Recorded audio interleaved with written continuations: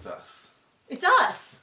Very excited. I'm going to show my shirt because people have said they can't see my new shirts. I think, as near as I can tell, it's Tim Burton looking at The Nightmare Before Christmas, Edward Scissorhands. I think Beetlejuice. You tell me if you think the middle shape is someone else. But this is Season 10, Episode 1, Catfishing Fallout Part 1. We are getting into, this season especially has a lot of double episodes, and so we're going to be cutting those double episodes into 2 episodes. And by double we mean a 15-minute episode crammed into an hour and a half. I mean, you can really tell that this used to be a 2-hour. I don't know if you remember the years of the 2-hour episodes, but you'd be like, oh, okay, I get it. And then you'd be like, oh, there's more footage. Oh, they're saying word for word what they just said from a different angle. And now Robin can tell it all over again, the same thing. And now they're doing it again. Like, it just goes on so long. So, and this is actually a good one to break into 2 because the first half of the episode is unrelated to the second half. And the second half is all about a therapy session about Mary. On Mary. And as near as I can tell, it's all about how Robin is the true victim of the catfishing scandal. Poor Robin. I mean, that's really what it looks like. Just a reminder, if you want to watch the episodes with us on Patreon, you can do that. And you can get this video 2 weeks early. And I have my Christmas nails because we had right in the middle, I had such a long detour, I had time to repaint my nails. So this episode is very much about Maddie. Maddie has a beau, as they say. And a couple months ago, they were in Alaska, and she, while they were there, Caleb asked Cody's permission to marry her. They were enthusiastically yes, and she has been up in Montana looking for a house, looking for a job, all of that, because she's going to move up there, and they highly suspect that at any moment she's going to announce that she is pregnant.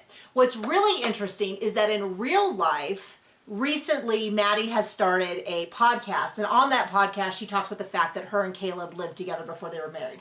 No judgment there. We're just watching this episode being like, did she really rent a place for her? And being told they are absolutely not living together. And me heavily wondering whether they had 2 apartments but only stayed at one, or whether it's adorable little house, little 1-bedroom house, whether he moved in or what exactly happened. I'm just curious. Hey, and I don't blame her. You know what? She's not being paid for this show. She doesn't owe us the truth. So anyway, so she shows up.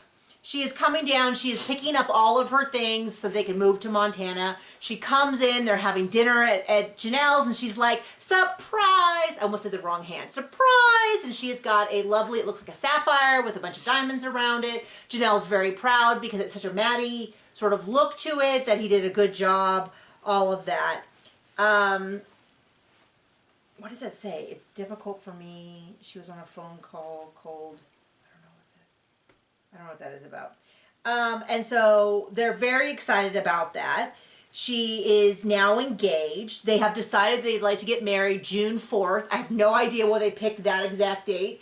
They asked her, why did you pick that date? And she's like, well, I want the whole family to be there and stuff. And then she said something quietly that was like cut off. And I think she said so Hunter could be there. That might be it. That would make a lot of sense based on what she said before that it was about like... if Hunter was in something or this or that, but she wants the whole family there, and they want to get married in northern Wyoming, which I just thought was odd because they're in Montana. Now, I understand Montana is near northern Wyoming, but I thought it was a little odd. It wasn't really explained. Maybe it was an excuse for Cody and, what's his name? Caleb to go fishing together. Because immediately she's like, place while they're fishing. She's like, I want to go to get married in northern Wyoming. And Cody's like, that's great. Me and Caleb can go fishing and we can look at locations. And Janelle was like, if you think you're going to go look at locations without us, you're out of your mind. And Cody is, everyone points out about what a guy crush Cody had on Caleb. I had forgotten, I knew that was the case, but I had forgotten how intense it was because even all of his kids, Gwen and Garrison, which always breaks my heart, were like, oh my gosh, Cody is so into Caleb. And Garrison, I think it was, even said, I don't know how much Caleb's into Cody. And you do get that vibe where Cody is just giddy. He is over the moon. He's talking about he's going to drive up with Caleb instead of Caleb driving with Maddie. He's going to join them for their dinner. He's going to go fishing with Caleb. They're going to go look at spots. Cody's talking about all the beautiful places they can get married. He is over the moon. And everyone's like, well, he's such a house full of girls. And I'm like, he has sons. They don't count. This is not the situation where, like, if you and I had 6 girls, you'd be like, I don't have any man time. He has 13 children. No, he has, at this point, he has 17 children. 13 from the original. Now, many of them have moved out. I'm pretty sure you mean 3. Right? No, 4, because Solomon. 4. Yeah, soon to be and 5. soon to be 5. Soon to be 5. So they have 17 kids. Half of those are boys. And not the ones that matter. yeah, well, I mean, it's just odd that he is so obsessed with Caleb. But I think Caleb really is this, and people have pointed it out, which is Cody has this real performative masculinity. He really, it's not that he wants to be seen as this rough and tumble guy, but as Janelle has said recently, he's really more of a city guy. He likes nice cars and nice clothes. But Caleb's really like a country guy. He lives out in Montana. He likes to hunt and fish. He does all this masculine stuff. And Cody's really looking for his approval in a way, which there's nothing wrong with men who do not like things that are performatively masculine, but it is kind of funny that it's so important to him and the family that he is now ostracized, everyone in his family who's like that. And it does not appear that the family that he has with Robin is very much of those things. His son seems to be more of an skinny little, maybe geeky kid, Solomon. I don't know. There's nothing wrong with that. It's just, he's very much like Cody. But Cody's very important to Cody that he's this big masculine guy. And he once said that he thinks it's a hang up from his father, who didn't want him to play sports or be in drama. He wanted him to be a rancher. I think there's some real stuff going on with that. Did he want him to be a rancher, or did he just need help around the ranch at certain times, and Cody was too busy? That's a fair way to describe that. So then we get this is like the longest scene of Robin sitting down with Solomon. They could have cut this whole scene or done 30 seconds, but Robin explaining that Solomon has a room.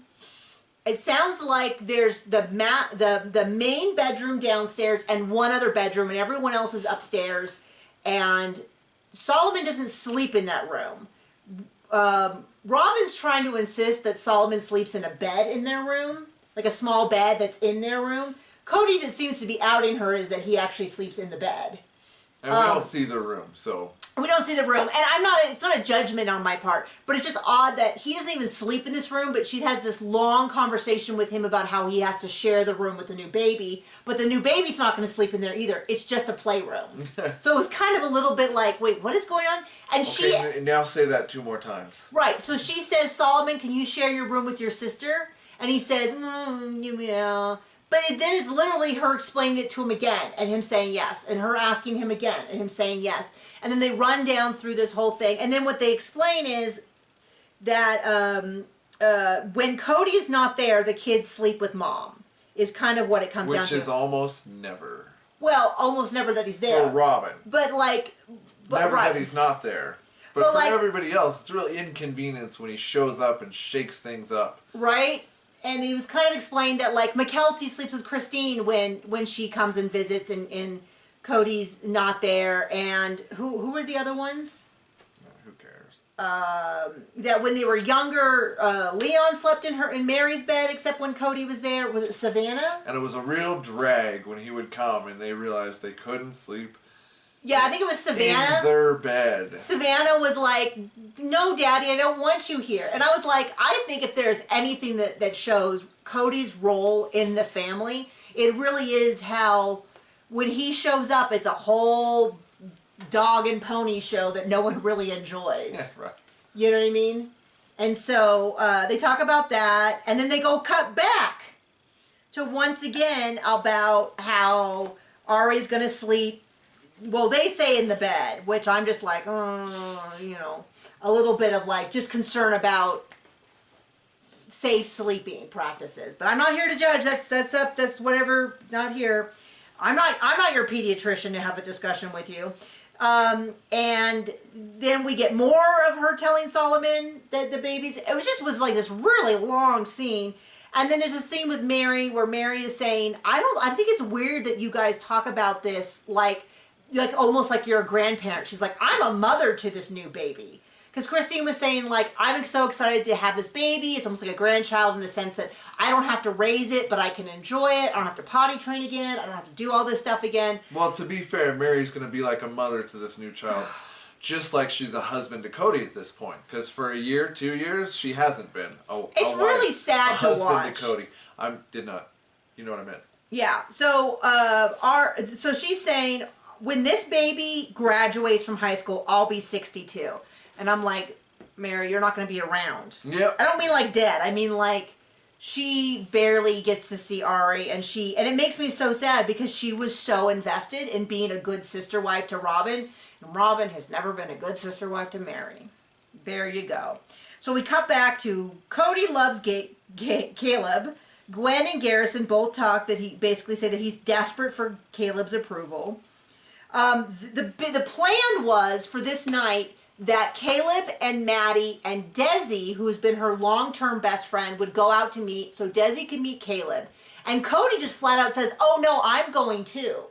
You don't get away from me. And then Christine was kind of like, well, if you're going, I'm going. And they just kind of crash the dinner. Cody is, I kid you not, go back and rewatch this, unhinged, desperate. He's like, I'm going to be there. I don't care what they have to say. And I'm like, dude, boundaries, everyone. Like, jeez Louise. Boundaries. And he's like, I can't wait for them to move back here, which I have to say, he was right. They did move back. I know, boundaries. He'll tell you when you have your boundaries. Right. So, then they explain, they cut to Robin saying, yeah, Cody said they were going out to dinner. And I was like, I don't need to go. And we're like, yes, once again, Robin showing how she's ever present for the family. Which is just funny. She fought the hardest for the family. Because I just did another video on this topic because Robin has missed so many family events. And there's always an excuse. And any one of these events would totally make sense. Her kid is sick. The kids have sports or this. There's always an excuse. But overall, even for stuff that's filmed for TV, she's absent as often as she possibly can be. So she's like, yeah, I don't even want to go. And I was like, oh, it's a big shock. And then, was this when they did the furniture thing? I think it was. So let me just check. Okay, so the whole deal was that Caleb came down with his big, huge outdoor truck. Long bed, they're going to fill it full of her stuff. They have a little trailer. They're going to put her bed in there. They're going to put her couch in there and well, no. They're going to take all her stuff. And since Robin wants a new couch, she's going to give her old one to Maddie. But don't worry. And chair. She says she's financing the new couch. She's financing the new couch. And I'm like, you guys have TV money and you still have to finance a couch? Now, I'm not blaming anybody who has to finance a couch.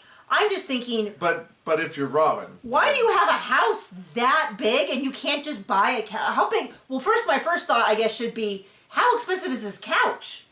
We don't buy couches that often, but I would think if you're making a big TV money, which I know they're not making Friends money, but they should be making couch money. She was a diesel model. Yeah, so anyway... Well, Cody goes to pick it up and realizes that one of the legs have fallen off, and he becomes obsessed that he's got to fix it. Right then. Right then. Right when they're going to leave. When they're trying to just pack up the everything last and get things done. And get the heck out. And this might have happened the next day. I don't know. But we're talking about it now. But Robin is so bent out of shape. She's like, well, I always had hand-me-down stuff. This is good enough for Maddie. I don't get what the big deal is. It's like, I have hand-me-down stuff. And Cody is absolutely... Now, everybody else is like, Cody, we can fix it when we get there. You know, they're like a little bit like, do we have to do it right now? But I thought it was funny that Robin's whole point of view was, well, this is good enough. A broken couch is good enough for Maddie.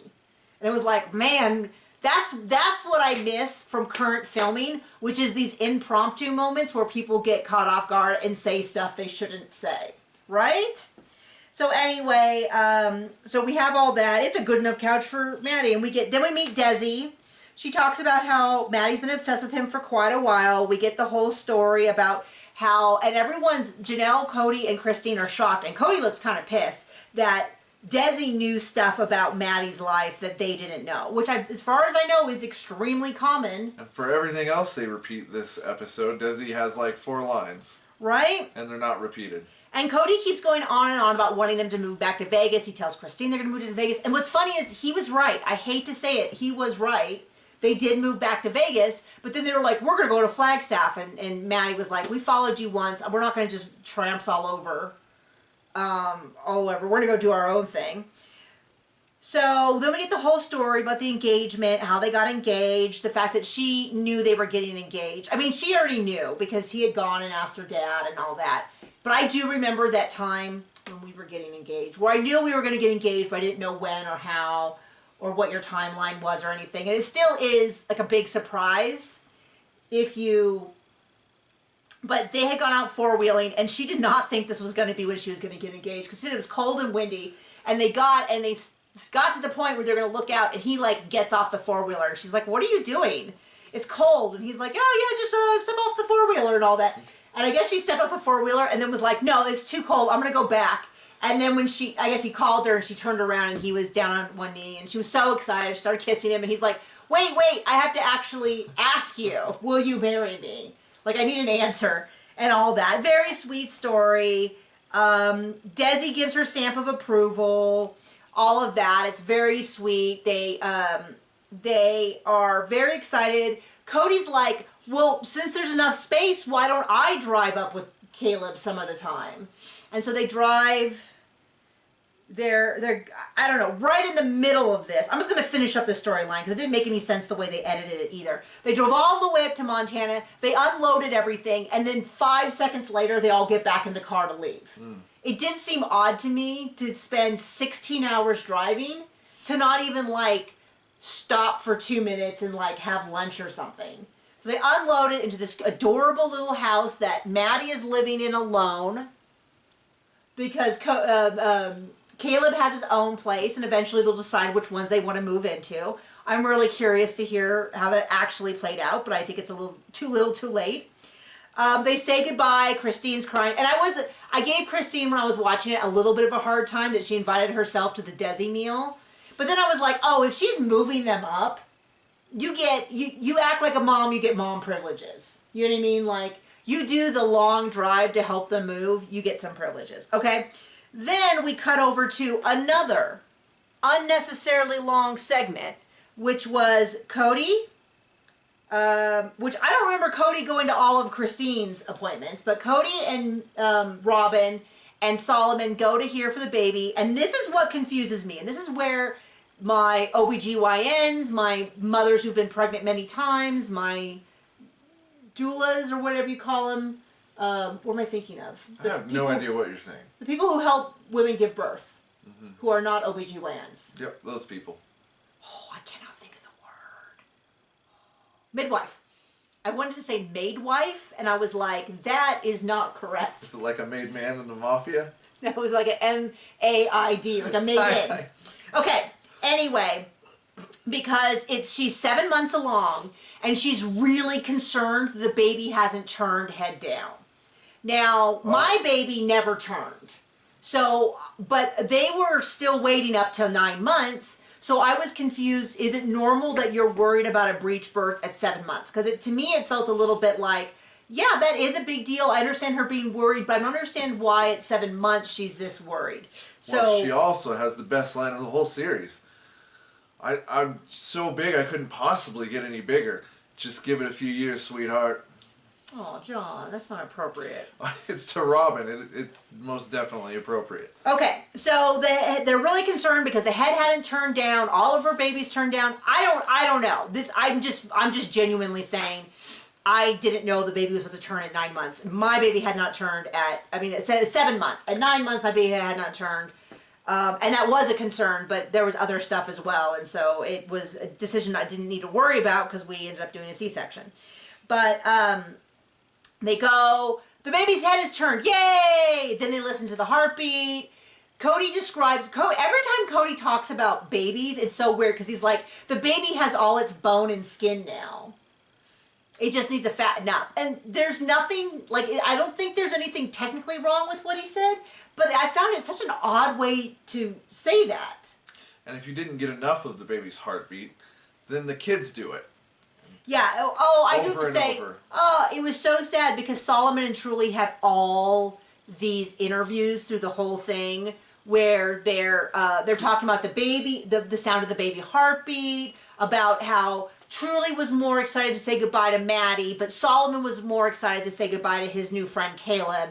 They were so cute, and all I could think every time is, what a mind F the mom put on that Solomon and the other kids, like that no one ever loved them. Never loved you. They never accepted you. And it's like, and they're I do hope that some of them look back at this and go, because Truly genuinely was obsessed with her brother Solomon. And we know during COVID, it hurt her so bad that she couldn't be around them. And now they just, I don't know. It's just really, really sad. So, yeah, so that is half of the episode. We'll get the other half for you next week, which is, I am so sorry to say, a therapy session with the Catfish, which, like I said, already looks like it is all Robin. It is all Robin being like... It made her feel so upset. Bad and so hurt, and she's like sobbing in just the what sneak the peek. Catfish did to her. Oh. Yeah. Well, it makes sense that if Mary's breakup to Cody was about Robin, then Mary getting catfished was also about Robin. Let's keep it consistent, John. Yep. Bye.